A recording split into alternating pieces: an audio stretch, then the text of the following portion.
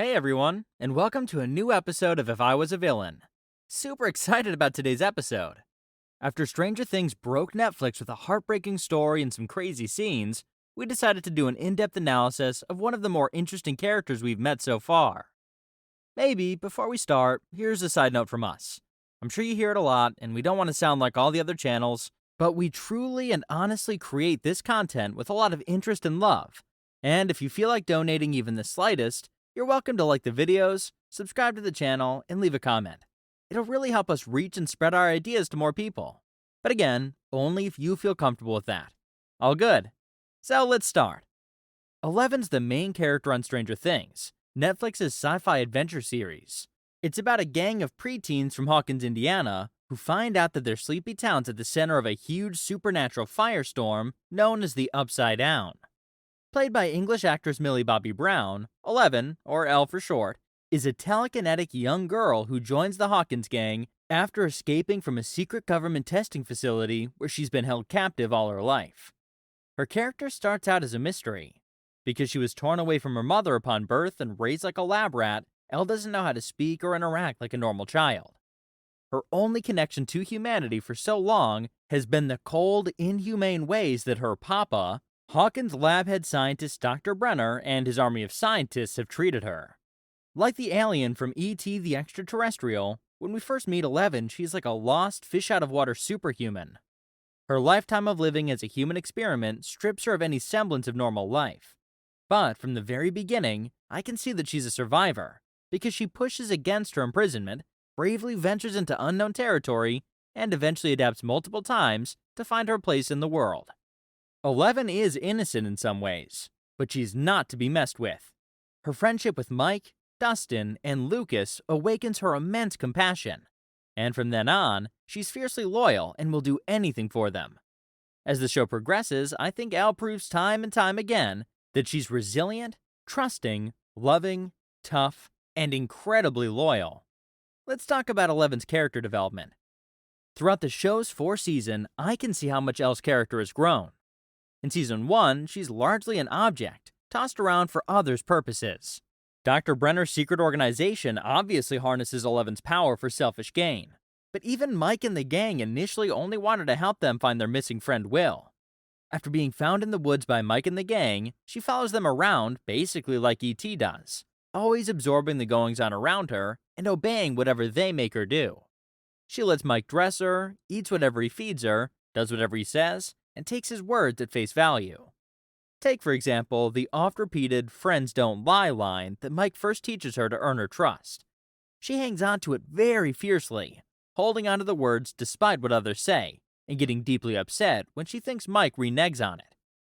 Though the kids fear her a little after learning the extent of her power, Elle still comes to their rescue. Their bond is strengthened after facing the Demogorgon together. She learns loyalty, friendship, and embracing affection, something she'd been denied by her papa all her life. It's capped by the Season 1 finale, when Elle sacrifices herself to close the gate to the Upside Down.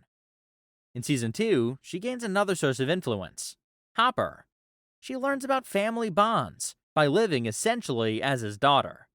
Elle also adopts Hopper's brashness along the way. This season also marks a more defiant Elle, who's learning to assert her own agency even against people who mean well, though misguidedly. She constantly defies Hopper's strict order that she hides for fear of the government tracking her. Her rebellion is fueled in part by Elle entering teenhood, and also due to her loyalty to her friends who are desperately missing her. In Season 3, her friendship with Max opens up a new door to explore herself beyond the influences of the men in her life. She breaks out of her reliance on Mike for how to navigate the world, as well as Hopper's overprotective hold over her. This is shown when she dumps Mike after the latter fails to communicate with her, as teens do. Max asks Elle to think for herself about what she really likes, resulting in her exploring her fashion taste, her own interests, and how she'd like to be treated. She learns to be more assertive, yet still shows tremendous compassion as opposed to being bitterly exhausted like Max. By the end of Season 3, Elle learns about the moral grayness that exists in the world. Even kind people can hurt her. But instead of ignoring them, she can always meet people in the middle in a loving way. In Stranger Things Season 4, Elle faces a whole new level of threat: school bullies. She's living far away from Mike, Her power vanishes, and she's desperately trying to fit in, but she can't. This is the first time she has to truly live in society, and it's not going well. Bullies begin coming for her, and when the stress gets too overwhelming, Elle reacts with violence. This season shows us Elle's reckoning with her inner self. Is she a bad person? What is she without her power? Will her friends still love her the same? These struggles push Elle to the edge, just as things with the Upside Down escalate more dangerously.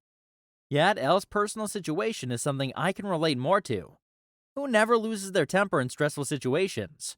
Or doesn't worry that people will like you less for being imperfect?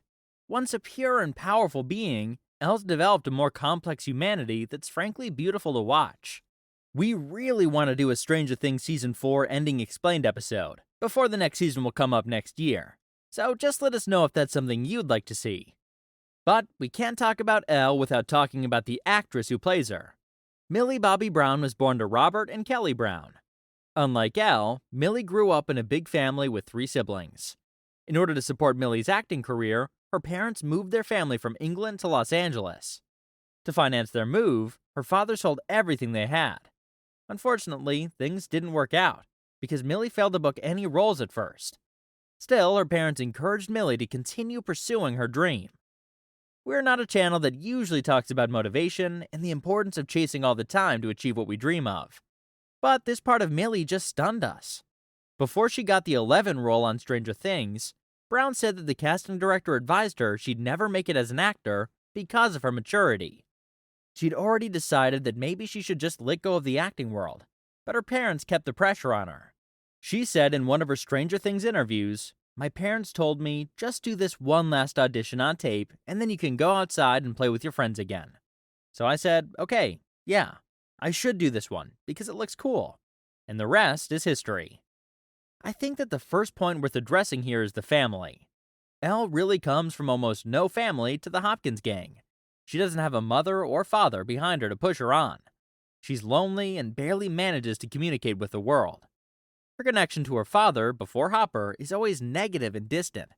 Papa's actually just taking advantage of the closeness that exists between him and Elle to build her up as part of his project. It's almost 180 degrees from Millie, who has a supportive family, who's ready to do anything for the little girl's dream. In the end, their efforts paid off. Now a thriving actress, Millie owes her success to the supportive environment she grew up in. I think that one of the interesting things that happened to Millie actually accrued after the show ended. People said that Millie's father went into controversy for demanding a large sum of money from agents looking to sign his daughter, something that's not very common in the Hollywood industry. People began to become concerned that Millie's parents were exploiting their daughter. Unlike Elle with her overprotective support system, there are concerns that Millie might be neglected in a way, which could affect her career. Only time will tell if this is true. Personality-wise, Millie's the complete opposite of Elle, and maybe it's the right place to mention that she was born with partial hearing loss in her left ear and gradually lost all hearing in that ear over several years. She's admitted in the past she doesn't always hear the director yell cut when she's on set. I think that's a pretty interesting and positive message to all the people out there that suffer from any kind of physical or health problem. Anything's achievable.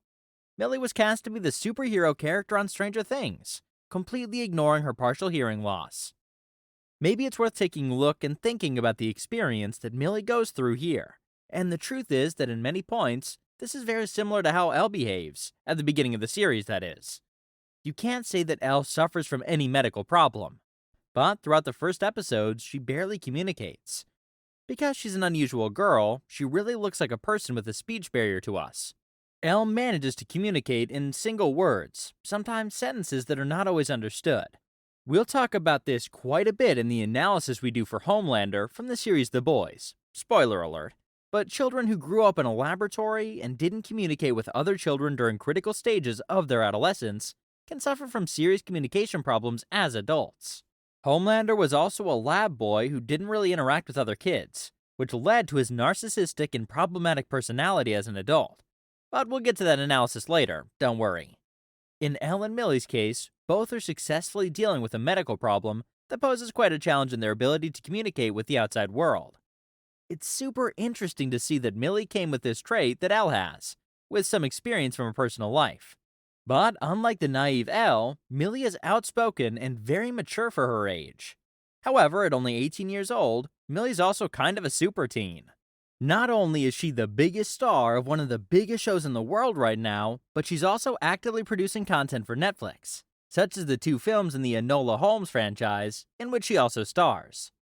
The prolific young actor also has her own successful beauty brand, Florence by Mills, a PETA-certified clean beauty brand aimed at Gen Z.